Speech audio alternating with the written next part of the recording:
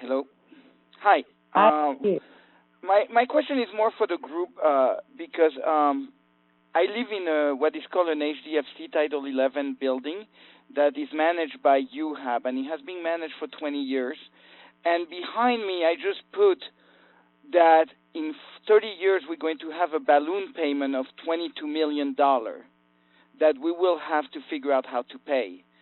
And the problem is there is a problem with HPD and the nonprofit who are giving all those property to give to the working class, and suddenly they see their rent going from $160, which I pay, to about $1,000 to $2,000 depending on the building.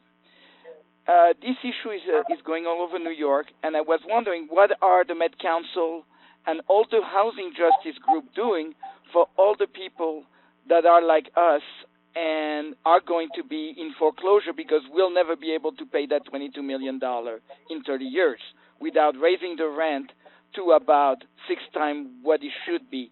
And I will be 80 years old by then, so I will be way too old to fight it.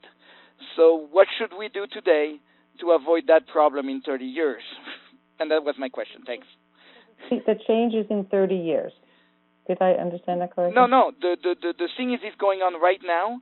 They took a loan on our building, which is UHAB, a nonprofit that was giving the building by HPD, which is Yes, the housing.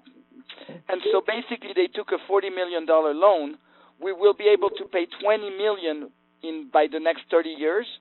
When the tax deferment will be over, we'll have to pay taxes plus the balloon payment of $22 million. Okay, I'll try and go first and defer to my colleagues here. So first of all, I would say on the history of the HDFC model, no co-op. I don't know what will happen in the future. I can't read 30 years into the future, but I will say that that co-ops are not expected to pay that balloon payment. The city almost always forgives or refinances it after 30 years, and that balloon payment is a mechanism to encourage permanent affordability. So the city cannot legislate permanent affordability because of constitutionality and takings issues. By having a balloon payment like that, what that gives our future council members in our city the capacity to do is negotiate with this HDFC, which again is intended to be affordable housing for working class community members. In 30 years, when your building is about to expire from regulatory agreements, your co-op will have an option. You can pay back the balloon payment, or you can go back to the city of New York and say, I want to negotiate this. I want another low-cost loan from the city. I want to keep this housing as affordable housing. I want to keep this housing regulated. And is it the best mechanism? Absolutely not. I have a lot of problems with the way that the city sets up their negotiating hand in a way that sort of harms and scares and threatens working class communities. And it's not my ideal setup, right? But I would say that there are almost no HDFCs in the history of HDFCs that are ever expected to pay that balloon payment unless they decide to opt out of the program.